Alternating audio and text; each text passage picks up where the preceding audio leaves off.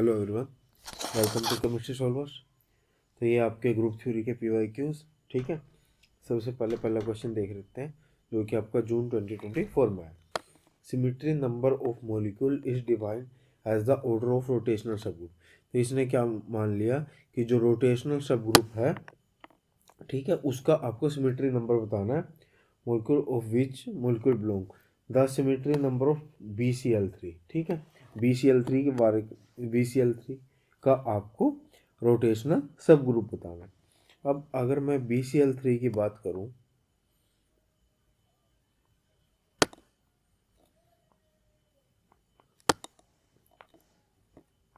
BCl, Cl और Cl, ठीक है। यहाँ पे आपका ऊपर से अगर आप देखो, यहाँ से एक आपकी C3 जा रही है, ठीक है, और यहाँ से आपकी एक C2 जा रही है, ठीक है। C3 आ गई, उसके एक परपेंडिकुलर C2 आ गई, तो यानी कि ये आपका कहाँ चला गया, D3 में चला गया। अब एक जो ये ग्रीन है मैंने दिखाया हुआ, एक परपेंडिकुलर प्लेन भी है, यानी कि ये हो गया आपका D3H। तो D3H तो हो गया आपका पॉइंट ग्रुप BCl3 का। लेकिन इसने क्या बोल रहा है, इसने बोल रहा है कि रोटेशनल सब ग्रुप बताओ, ठीक है। अब सब ग्रुप मैंने आपको बता रखे हैं भाई। एक ग्रुप होता है, ठीक है, जैसे कि स्कूल हो गया, ठीक है, उसके कुछ छोटे छोटे अंदर क्या होते हैं, सब ग्रुप होते हैं, जैसे कि छोटी छोटी क्लास होगी, ठीक है। अब इसमें इसने क्या मान लिया, इसमें ये रोटेशनल सब ग्रुप पूछ रहा है, रोटेशनल सब ग्रुप, ठीक है। अब रोटेशनल सब ग्रुप क्या होगा, D3 में आपके रोटेशन में कौन कौन आते हैं, एक तो C3 आता है जो रोटेशन करता है, ठीक है, और 3 C2 होते हैं जो कि रोटेशन करते हैं, और एक E होता है, E भी तो आपका रोटेशन ही करता है ना 360 डिग्री, ठीक है। तो यहाँ से अगर मैं देखूँ तो यहाँ पे आपके कितने होते हैं, इसका ऑर्डर क्या होता है, n-1 n- यानी कि 2-1 यानी सॉरी 3-1 यानी कि 2, ठीक है। ये 3C2 है, यानी कि ये आ गया आपका 3 टोटल, और E ये आ गया आपका 1। तो टोटल कितने हो जाएंगे, 3 और 2 5 और 1 6। तो टोटल जो इसके अंदर सिमेट्री एलिमेंट होंगे वो कितने होंगे, 6। ये आ जाएगा आपका ऑप्शन नंबर 3, ठीक है। चलो नेक्स्ट देख लेते हैं। नेक्स्ट है for a point group having the irreducible representation A1 A2 and E। A1 A2 और E तीन आपकी इरेड्यूसिबल रिप्रेजेंटेशन दी हुई है, ठीक है।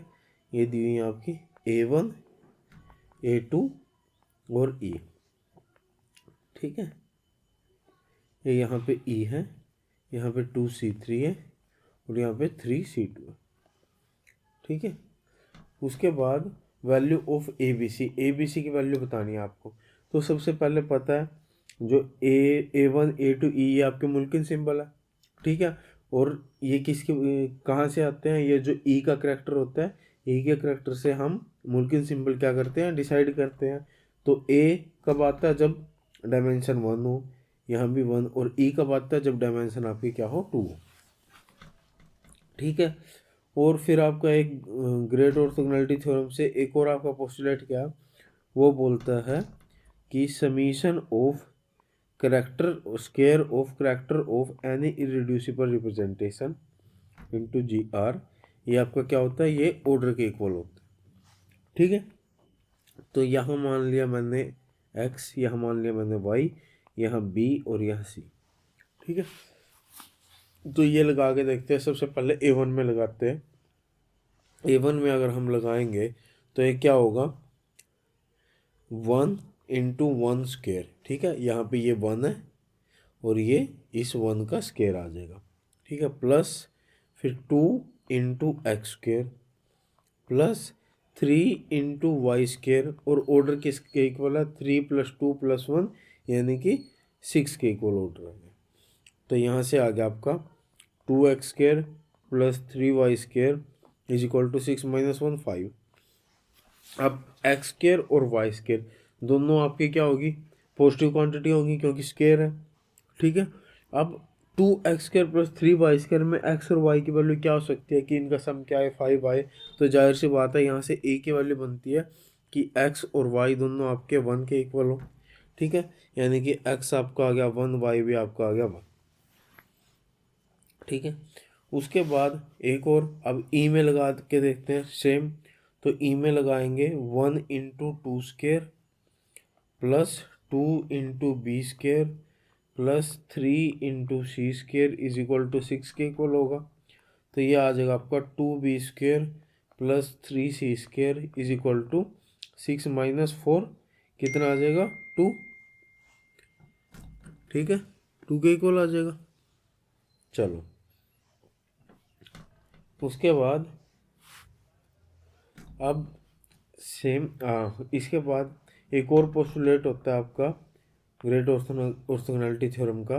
वो क्या बोलता है, वो बोलता है आपका कि किन्हीं दो इरेड्यूसिबल रिप्रेजेंटेशन का जो मल्टीप्लिकेशन होगा, ठीक है, दो इरेड्यूसिबल रिप्रेजेंटेशन का जो मल्टीप्लिकेशन होगा वो आपका किसके इक्वल होगा, वो 0 के इक्वल होगा। ठीक है, तो ये हम किस पे लगा देते हैं, ये हम लगा देते हैं A1 पे और E पे। A1 और E पे अगर हम ये लगाए तो इसको तो मैं 1 नाम दे देता हूँ। तो सेकंड इक्वेशन क्या आएगी आपकी 1 into 1 into 2 1 into 1 into 2 plus 2 into ये x की वैल्यू क्या है 1 into B plus 3 into 1 into C, ये 0 के इक्वल आएगा। तो ये आ जाएगा आपका 2b plus 3c is equal to -2 के इक्वल हो गया। ठीक है, तो यहाँ से आपकी क्या आ गई है, ये दो इक्वेशन आ गई है। ठीक है, 2b plus 3c is equal to -2 के। अब हम देखते हैं ऑप्शंस। ठीक है, ऑप्शन अगर मैं पहला ऑप्शन ट्राई करूँ, पहला ऑप्शन अगर मैं यहाँ पुट करूँ तो ये आपका क्या आ रहा है, ए की वैल्यू तो आपकी 2 आ ही गई थी, बी की वैल्यू मैं 1 पुट करता हूँ तो ये कितना आ रहा है 2b² प्लस 3 इंटू c², यानी कि ये आपका वैलिड हो रहा है यहाँ पे। तो 2 इंटू 1 का स्क्वायर प्लस 3 इंटू 0 का स्क्वायर, ये आपका किसकी, ये 2 के इक्वल ही हो रहा है। ठीक है, इसी को अब यहाँ पे भी मैं लगा के देखता हूँ, अगर 2 into 1 plus 3 into 0 is equal to ये 2 के इक्वल आता है, यानी कि ये यहाँ पे वैलिड नहीं हो रहा है, तो ये आपका ऑप्शन नहीं आएगा। सेकेंड ऑप्शन देखते हैं। सेकेंड ऑप्शन 2 इंटू -1 का स्क्वायर प्लस 3 इंटू 0 का स्क्वायर, ये आपका 2 आ रहा है, यानी कि यहाँ वैलिड हो रहा है। उसके बाद यहाँ भी लगाते हैं तो ये आएगा 2 इंटू -1 प्लस 3 इंटू 0, ये आपका -2 हो रहा है, यानी कि यहाँ भी वैलिड हो रहा है, तो ये आ जाएगा आपका ऑप्शन नंबर 2। ठीक है, तो पूरा सॉल्व करने के बजाय आगे आप डायरेक्ट अपने ऑप्शंस को देख के भी ऑप्शन एलिमिनेट कर सकते हो। ठीक है, चलो नेक्स्ट देखते हैं।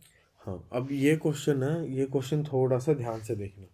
ये क्वेश्चन मेनली आपको, अगर आप कहीं देख भी रहे होंगे तो क्या कैसे करा दिया होगा कि इसको 3n कोऑर्डिनेट निकाल लो, 3n कोऑर्डिनेट निकाल के और फिर नंबर ऑफ A1 निकाल लो, नंबर ऑफ A2 निकाल लो, नंबर ऑफ E निकाल लो। ठीक है, टोटल ट्रांसलेशन मोड आ जाएंगे। ठीक है, यहाँ पे वैसे आपको ना XYZ कुछ भी दे नहीं रखा, ना RX RY RZ ना ये दे रखा, तो वो अपनी तरफ से क्या करते हैं बुक से देख के और यहाँ से वाइब्रेशन मोड निकाल देते हैं, जो कि आपके कुछ 2A1 प्लस 2E के इक्वल आएंगे, और यहाँ से एक इस E को बिना बात से इस E को माइनस करके आंसर निकाल देते हैं कि आपका आंसर ये आ जाएगा।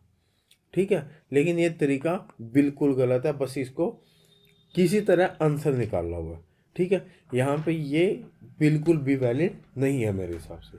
ठीक है, क्वेश्चन में क्या दिया हुआ, क्वेश्चन में क्या हुआ, the symmetry of first excited state in one normal mode of NS3 in NS3 is E। ठीक है, तो based on character table the symmetry of second excited state of the mode in term of irreducible representation आपको बतानी है। ठीक है, अब यहाँ क्या होता है, यहाँ मान लो अगर आपके पास NS3 मॉलिक्यूल है, ठीक है, इसके पास एक लोन पेयर है। ठीक है, तो जो लोन पेयर होता है वो लोन पेयर कोरस्पॉन्ड करता है A1 सिमेट्री को। ठीक है, और जो ये बॉन्डिंग पेयर होते हैं, बॉन्डिंग पेयर कॉरस्पॉन्ड करते हैं A1 और E सिमेट्री को। ठीक है, कैसे? जैसे कि ए लोन पेयर A1 को कैसे कॉरस्पॉन्ड करता है, जैसे कि अगर मैं यहाँ पे E लगाऊं तो कोई भी E में कोई चेंज नहीं होगा, no change on loan payer. ठीक है, उसके बाद अगर मैं C3 लगाऊं तो भी कोई चेंज नहीं होगा। ऐसे कैसे रहेगा? सिग्मा भी लगाऊं तो भी कोई चेंज नहीं होएगा, यानी कि क्या रहेंगे, जो लोन पेयर हैं वो क्या होंगे, सिमेट्रिक हैं, सिमेट्रिक टूवर्ड A1। ठीक है, तो इसलिए जो लोन पेयर होते हैं वो A1 को कॉरस्पॉन्ड करते हैं। ठीक है, ऐसे ही जो बॉन्डिंग पेयर होते हैं वो A1 और E को कैसे करते हैं, ये जो A1 होता है, A1 में आपकी जितनी भी सिमेट्रिक स्ट्रेचिंग होती है ना वो आती है। ठीक है, और E में जो आपकी जितनी भी एसिमेट्रिक स्ट्रेचिंग होती है वो आती है। ठीक है, और जो A2 होता है, A2 में जितनी भी एंटी सिमेट्रिक होती हैं, यानी कि जो भी अगर non bonding atom, non bonding lone pair वगैरह होते हैं आपके, वो आते हैं। ठीक है, तो वो यहाँ पे क्या है, NH3 में वो एब्सेंट है आपके, NH3 में वो एब्सेंट है। तो अब करते हैं एक्साइटेशन की बात।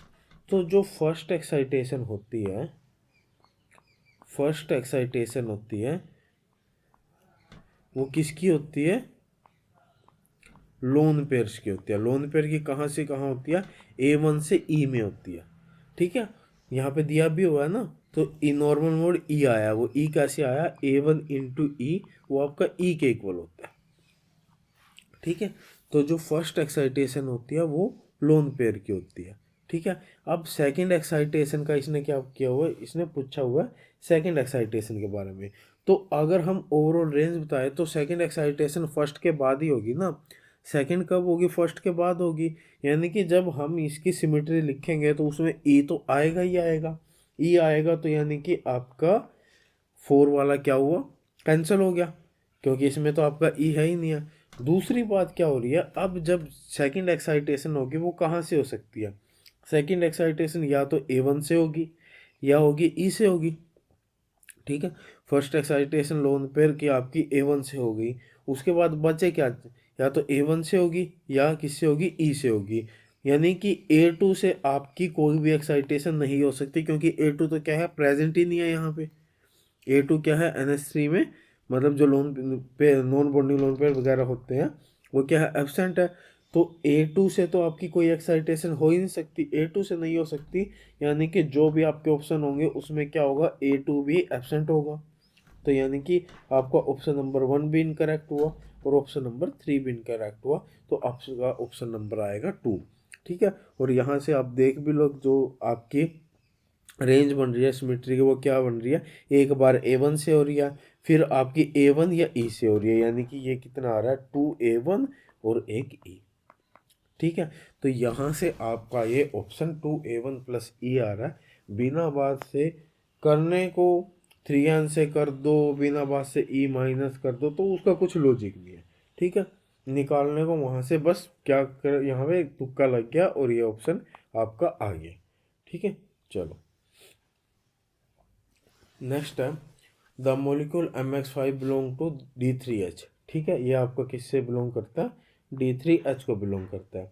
Elongation of both axial MX bond. ठीक है, यहाँ पे क्या कर दिया, जो एक्सियल बॉन्ड है, एक्सियल बॉन्ड को एलोंगेट कर दिया, यानी इसको और इसको एलोंगेट कर दिया।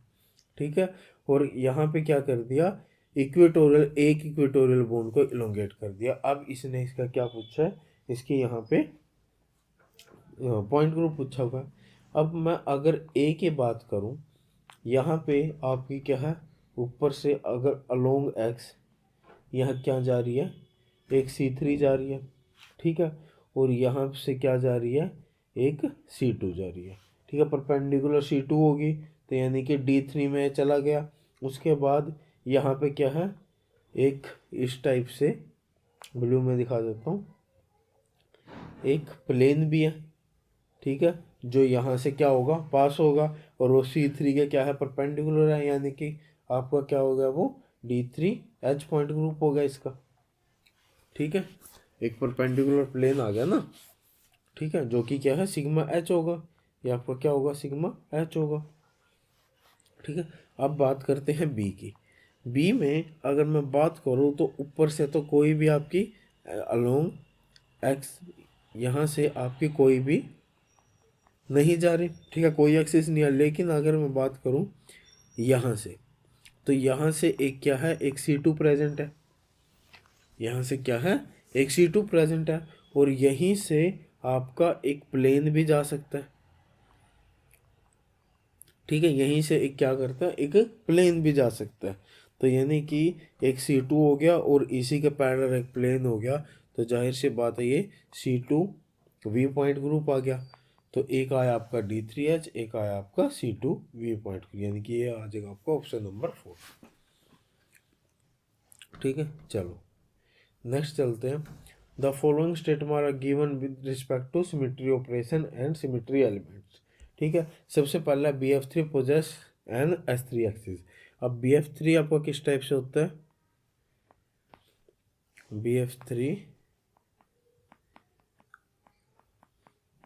BF3 ये होता है। ठीक है, अब इसमें एक यहाँ पे क्या होगी,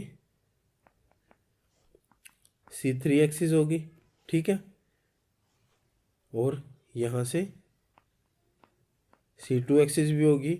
और ये आपका क्या होगा, सिग्मा एच प्लेन भी होगा। इसका पॉइंट ग्रुप आपका D3H होगा।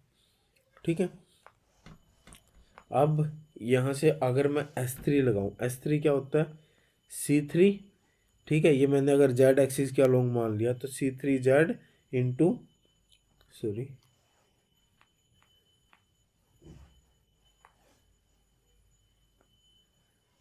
C3Z इंटू सिग्मा XY होगा। ठीक है, ये कौन सा प्लेन होगा फिर आपका, ये वाला सिग्मा XY होगा। ठीक है, तो अगर मैं C3 के अलोंग इसको रोटेट करूं, ठीक है, C3 के अलोंग रोटेट करने के बाद आपको सेम आइडेंटिकल कॉन्फ़िगरेशन मिल रही है। ठीक है, इक्विवेलेंट कॉन्फ़िगरेशन मिल रही है सॉरी।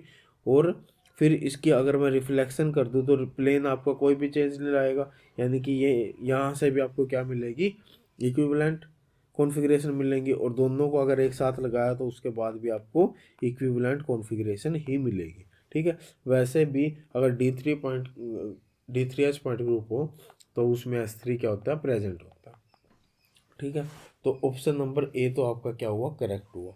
तो जाहिर सी बात है यहाँ पे ऑप्शन नंबर 1 तो आपका क्या हो गया, कैंसिल हो गया। और बी आगे सभी में आ रहा है, यानी कि बी भी आपका क्या है, करेक्ट है। उसके बाद बात करते हैं सी और डी की। ठीक है, तो डी देख लेते हैं। डी पहले आसान है, क्या है, water molecule possess C2 and sigma h plane. Water molecule क्या होता है, OH और H। इसमें यहाँ से आपकी क्या होती है, एक C2 एक्सिस होती है। ठीक है, और यहीं से एक मोलिकुलर प्लेन होता है और एक प्लेन आपका कुछ इस टाइप से होता है। ठीक है, यानी कि इसका पॉइंट ग्रुप क्या होगा, इसका पॉइंट ग्रुप होगा आपका C2V। और C2V में सिग्मा एच क्या होता है, एब्सेंट होता है। सिग्मा एच एब्सेंट होता है, यानी कि डी आपका क्या हो गया, गलत हो गया। डी गलत हो गया तो ये ऑप्शन भी गया और ये ऑप्शन भी गया, यानी कि ऑप्शन नंबर आ गया 2। सी आपका क्या है, सी करेक्ट है। ठीक है, चलो नेक्स्ट चलते हैं। The character table for a particular point group is given below. ठीक है, ये आपको करेक्टर टेबल दे रखी है। आपको 4 और 5 के इरेड्यूसिबल रिप्रेजेंटेशन के आपको करेक्टर्स बताने। ठीक है, कोई बड़ी बात नहीं है। ग्रेट ऑर्थोगोनैलिटी थ्योरम है हमारे पास।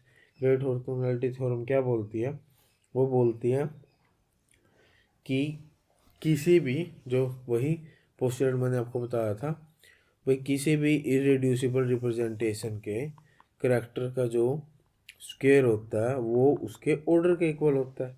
ठीक है, तो यही हम इसमें क्या करते हैं, लगा के देखते हैं। और सारे हमें वैसे कैलकुलेट करने की ज़रूरत नहीं है, हम डायरेक्ट ऑप्शन उठाते हैं और ऑप्शन डायरेक्ट क्या करते हैं, लगा के देखते हैं।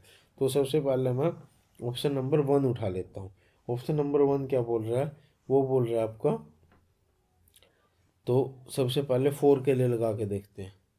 तो यहाँ पे आपका ये 1 दे रखा है, ये 2 है, ये 1 है, ये 2 है ये 2 है, ये आपकी किसकी, आपकी जी आर की वैल्यू है।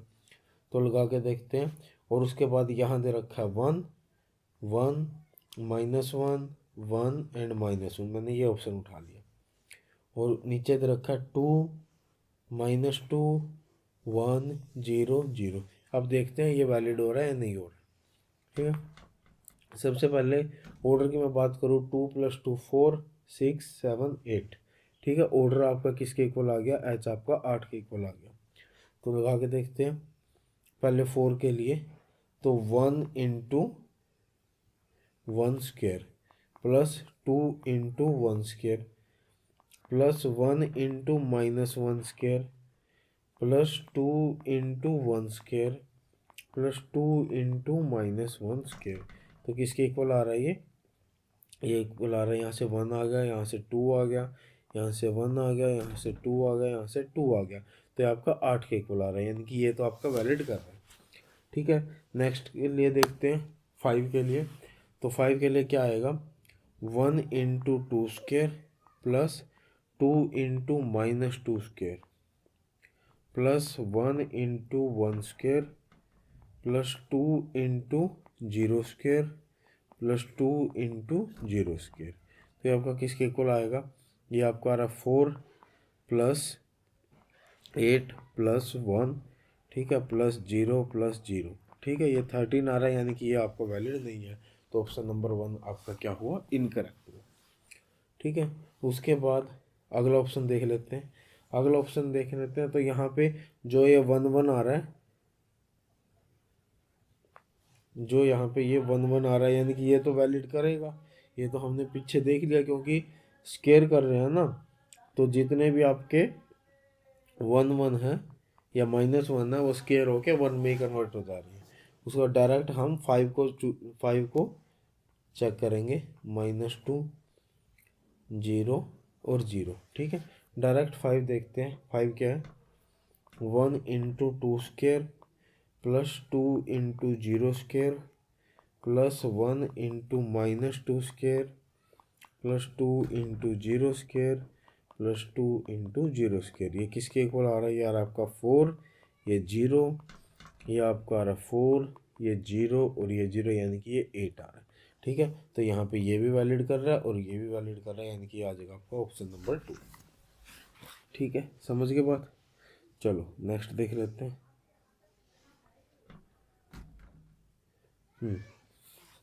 नेक्स्ट क्या बोल रहा है, consider a matric representation A of a water molecule on basis V1 V2 where V1 and V2 are the bond vector along the two OH bond. ठीक है, V1 V2 दो bond vector दिए हुए हैं, यानी कि अगर आपका वाटर मॉलिक्यूल है कुछ ये इस टाइप से, तो जो ये आपका बॉन्ड वेक्टर होगा ये V1 होगा और ये आपका बॉन्ड वेक्टर क्या होगा, V2 होगा। ठीक है, उसके बाद consider another matrix representation B on the same molecule in a new basis set such that U1 = 1/√2 V1 + V2 और U2 = 1/√2 V1 - V2। तो U1 और U2 अगले क्या है, आपके दो रिजल्टेंट वेक्टर हैं। ठीक है, किसके, V1 और V2 के। ठीक है, तो U जो आ रहा है वो क्या आ रहा है, V1 + V2। U क्या आ रहा है, V1 + V2। तो हमने मैट्रिक्स अगर मैट्रिक्स बोल रहा हूँ, वेक्टर अगर पढ़े हूँ तो जो दो रिजल्टेंट वेक्टर होते हैं, उन दो वेक्टर होते हैं, उनकी जो एडिशन होती है, उनका जो रिजल्टेंट वेक्टर होता है, इसका ये पैरेललोग्राम हम कंप्लीट करते हैं और वो कुछ इस टाइप से आता है।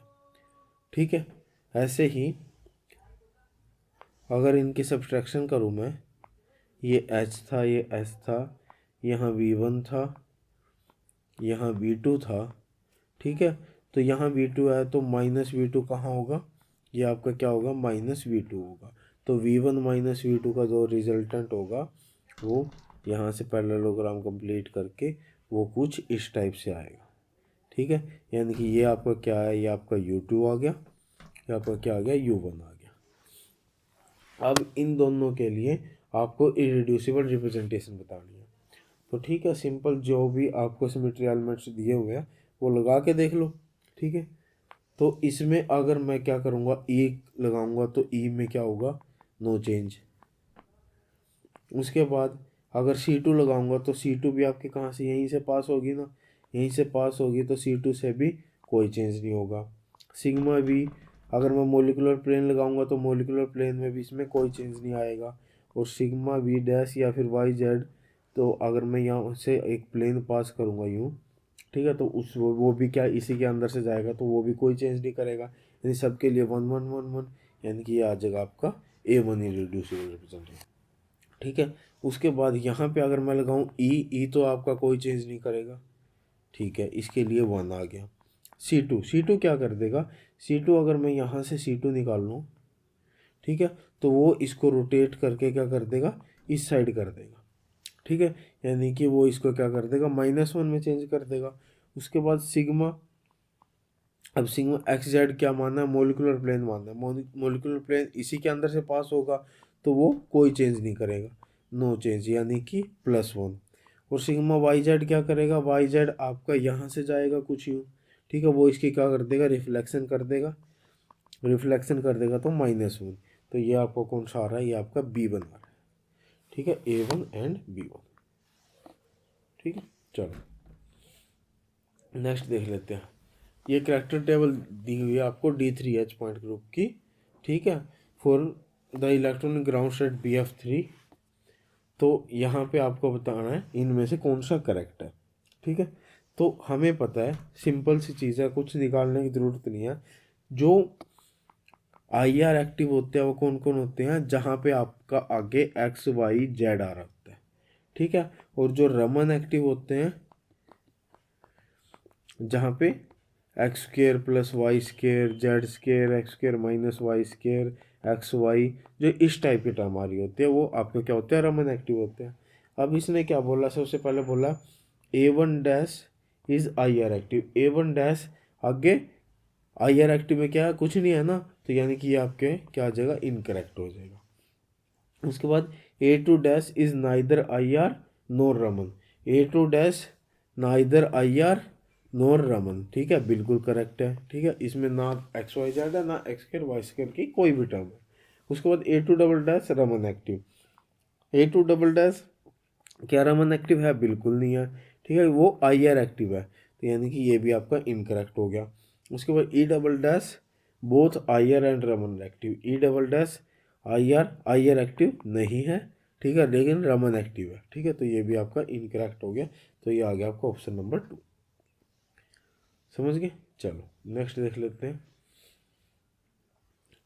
सम cubing D2, the structure of which is given below is a bi substituted isotopomer of cubane. ठीक है, तो इसको आपको कुछ नहीं, सिंपल पॉइंट ग्रुप बताना है। तो पॉइंट ग्रुप बताने के लिए सबसे पहले आपको प्रिंसिपल एक्सिस देखनी पड़ेगी इसकी। अब प्रिंसिपल एक्सिस इसके कहाँ से जाएगी, प्रिंसिपल एक्सिस इस D से निकल के यहाँ से आपके कुछ यूँ आएगी, आगे इस D से निकलेगी। ठीक है, और ये कहाँ से जा रही है, बॉडी डायगोनल से जा रही है।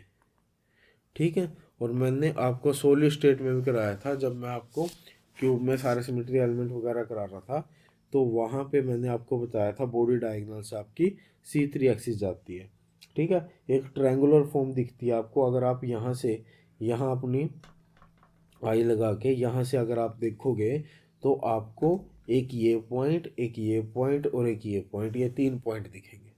ठीक है, जो कि आपस में रोटेट करेंगे। तो यहाँ से आपकी क्या जाती है, एक C3 एक्सिस जाती है। ठीक है, तो C3 एक्सिस अगर जा रही है, तो C3 एक्सिस के लिए ये ऑप्शन हो सकता है और ये ऑप्शन हो सकता है। ठीक है, उसके बाद तो जाहिर सी बात है, इन दोनों में से बस एक परपेंडिकुलर C2 देख लो। अगर परपेंडिकुलर C2 हुई तो इसका मतलब वो D चला जाएगा। अगर परपेंडिकुलर C2 नहीं हुई तो C3 भी चला जाएगा। ठीक है, तो अगर मैं बात करूं, मैं इसको यहाँ से, अगर मैं यहाँ से इसको रोटेट कराऊँ C2, ठीक है, तो वो क्या होगा, ये D इसकी जगह आ जाएगा और ये वाला D इसकी जगह आ जाएगा। ठीक है, यानी कि इसमें क्या है, C2 प्रेजेंट है, तो इसमें क्या आ गया, D3 D पॉइंट ग्रुप आ गया। सिंपल था ना। चलो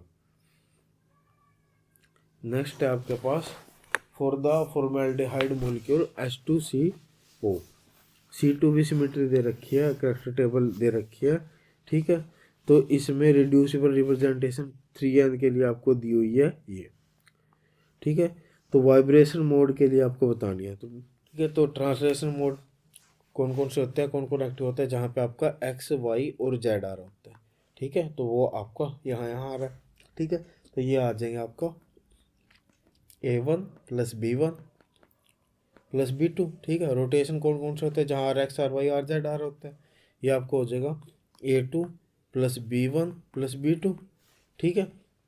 तो वाइब्रेशन इसमें से माइनस कर दो, तो 4A1 - A1, तो ये आ जाएगा 3A1, ठीक है। उसके बाद A2 से तो A2 कैंसिल ही हो गया, 4B1 - 2B1, तो ये आ जाएगा 2B1। ऐसे ही 3B2 - 2B2, तो ये आ जाएगा B2, ठीक है।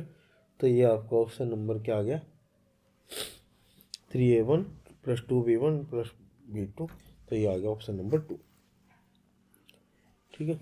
उसके बाद the combination of 2 reflection plane about an intersecting mirror plane, ठीक है। तो आपको इनका कम्बिनेशन बताना है, सिग्मा वी और सिग्मा वी डबल डैश। मैं मान लेता हूँ सिग्मा वी ये आपका XZ प्लेन है, ठीक है। सिग्मा वी डबल डैश ये आपका YZ प्लेन है, ठीक है। ये दोनों आपके प्लेन हो गए। तो मैंने ले लिया X, Y और Z, ठीक है। X, Y, Z अगर ले लिया तो सिग्मा वी डबल डैश क्या करेगा, जो यहाँ पे YZ इनके साइन को छोड़ के बाकी वो चेंज कर देगा। तो सिग्मा वी XZ, तो ये आपका क्या आएगा, X को -X कर देगा, -X Y और Z। अब ये क्या करेगा, सिग्मा वी डैश X और Z के साइन को सेम रखेगा, Y को अलग कर देगा, तो ये आ जाएगा आपका -X -Y और Z, ठीक है। तो ये आपका किसके इक्वल होता है, अगर मैं CN में यानी कि Z एक्सिस, ठीक है, मैं X Y Z अगर लगाऊं तो वो क्या करता है, X को वैसे यहाँ पे क्या होता है C2Z होता है, ठीक है। ये -X -Y और ये Z कर देता है, यानी कि ये आपका किसके लिए CN एक्सिस को रिप्रेजेंट करेगा, ठीक है। समझ गए। चलो नेक्स्ट देखते हैं। नेक्स्ट है 4 ट्राइगोनल बाइप्रोमेट। TBP के लिए हमने पहले भी देखा है। TBP के लिए ये आपकी क्या है, ये आपकी अगर TBP ज्योमेट्री है, यहाँ से आपकी क्या हो जाती है, C3 हो जाती है, यहाँ से C2 हो जाती है, यहाँ से ये सिग्मा H प्लेन हो जाता है, तो जाहिर सी बात है D3H पॉइंट ग्रुप हो जाता है, ठीक है। D3H पॉइंट ग्रुप आपका यहाँ आ रहा है और यहाँ आ रहा है, ठीक है। इसमें और आपको इसके साथ क्या बतानी है, ऑर्डर ऑफ एनर्जीज बताना है 3D ऑर्बिटल के लिए। अब ऑर्डर ऑफ जो एनर्जी होगा ना, अब इसमें जो ये बॉन्ड होते हैं एक्सियल और ये बॉन्ड, ये किसके Z एक्सिस के अलोंग होता है, तो Z एक्सिस के अलोंग क्या होती है, रिपल्सन होती है। इसकी वजह से जो DZ² होती है उसकी एनर्जी क्या चली जाती है, हाईएस्ट चली जाती है, उसकी एनर्जी सबसे ज़्यादा हो जाती है। तो यहाँ 3DZ² है, यहाँ DX² - Y² है, तो जाहिर सी बात है आपका यहाँ पे ऑप्शन नंबर 4 आ जाएगा, ठीक है। चलो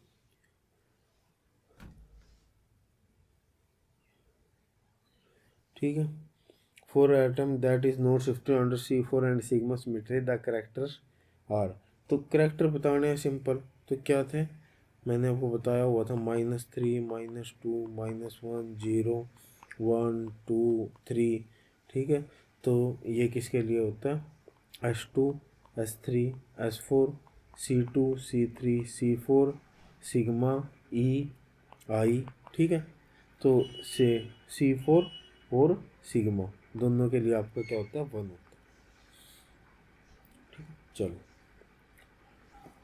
आपको S36 और S63, ठीक है, ये मैंने आपको शायद लेक्चर में भी कराया है ये क्वेश्चन, तो इसके बारे में बताना है किसके इक्वल होंगे। तो जब भी नीचे वाला वर्ड होता है तो हम इसको डायरेक्टली काट सकते हैं, ये आपका C36 × सिग्मा 3 होगा, और इसको हम काट के ये आपका C12 हो जाएगा और सिग्मा 3 सिग्मा के इक्वल होगा, यानी कि ये S2 के इक्वल हो जाएगा, S2 आपका I के इक्वल होता है। ठीक है, लेकिन अगर आपका ऊपर बड़ा आ जाए और नीचे छोटा आ जाए तब हम उसको डायरेक्ट निकाल सकते हैं, तब हम ऊपर वाले में से नीचे वाला क्या कर देते हैं, माइनस कर देते हैं। तो ये आपका क्या आ जाएगा, S,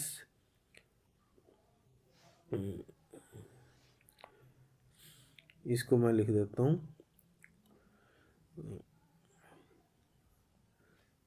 यस, हाँ, C63 इंटू सिग्मा 6 ये तो आपका E के इक्वल हो जाएगा, और ये आ जाएगा C6 माइनस 3 और 3, यानी ये C33 आपका किसके, E के इक्वल होता है। तो I एंड E आपका ऑप्शन आ जाएगा। ठीक है, चलो नेक्स्ट क्वेश्चन। नेक्स्ट क्या बोल रहा है, the following are the character table of C2V point group, there are two function F1 and F2 belong to A2 and B1। F1 F2 आपको A1 और A2 और B1 को बिलोंग करते हैं। ठीक है, the corresponding for the product, इन दोनों का प्रोडक्ट क्या होगा। ठीक है, A2 इंटू B1 कर दो, A2 इंटू B1 कर दो, क्या आएगा, 1 इंटू 1 1 आएगा, 1 इंटू -1 आएगा, -1 इंटू 1 -1 आएगा, -1 इंटू -1 ये आपका 1 आएगा, जो कि आपका किसके इक्वल आ रहा है, B2 के इक्वल आ रहा है। तो इनका प्रोडक्ट क्या आएगा, B2 के इक्वल आएगा, और इनका इंटीग्रल क्या आएगा, 0 हो जाएगा। ठीक है, चलो, ठीक है, इनका इंटीग्रल 0 क्यों होता है, क्योंकि एक दूसरे के क्या होते हैं, ऑर्थोगोनल होते हैं। ठीक है, चलो, उसके बाद D3H पॉइंट ग्रुप के लिए जो IR बैंड दे रखे हैं, IR क्या है, 995 480 एंड 244, और जो रमन बैंड है वो कितने दे रखे हैं, 995 471 एंड 244। ठीक है, ये आपका सिग्मा वाइब्रेशन मोड जो दे रखे हैं वो है A1 dash plus 2 E dash plus A2 double dash. तो आपको A1 डैश की फ्रीक्वेंसी बतानी है। ठीक है, चलो, अब जो A1 डैश है, A1 डैश आपका क्या है, रमन एक्टिव है बस। तो A1 डैश आपका क्या है, रमन एक्टिव है। ठीक है, उसके बाद E डैश आपका क्या है, IR एंड रमन बोथ हो गया। उसके बाद जो A2 डबल डैश हुआ, A2 डबल डैश आपका IR एक्टिव हुआ, A2 डबल डैश आपका क्या हुआ, IR एक्टिव हुआ। ठीक है, यानी कि A1 डैश आपका क्या आ रहा है, A1 आपका केवल रमन एक्टिव है, उसमें IR नहीं है, यानी कि जो कि केवल रमन हो और वो IR में नहीं हो, ये आपका रमन और IR में दोनों में है, ये रमन IR में दोनों है, ये आपका क्या है, केवल रमन एक्टिव है। ठीक है, यानी कि इसका क्या आ जाएगा, आपका ये 471 आ जाएगा। ठीक है, फिर लास्ट क्वेश्चन आपका, given the matrix for C3 and sigma H, C3 और सिग्मा H के लिए मैट्रिक्स दे रखी है, आपको S32 पूछा हुआ है। ठीक है, S32 के लिए ट्रेस पूछा हुआ है, तो जो S32 होगा वो किसके इक्वल होगा, C32 इंटू सिग्मा स्क्वायर, ये तो आपका E के इक्वल हो गया, और ये C32 के इक्वल आ गया। तो C32 और C31 की क्या आएगी, मैट्रिक्स सेम आती है। तो यहाँ से इन दोनों की क्या क्या ट्रेस का मतलब क्या होता है, ट्रेस का मतलब आपका होता है कि जो भी इसके डायगोनल होता है, डायगोनल का सम करना है बस आपको। तो डायगोनल का सम कितना आ जाएगा, -1/2 -1/2 और 1, -1/2 -1/2 और +1, ये आपका 0 के इक्वल आएगा, 0 यानी कि ऑप्शन नंबर 1 आ गया। ठीक है, तो ये थे आपकी ग्रुप थ्योरी के सारे क्वेश्चन। Okay, thank you.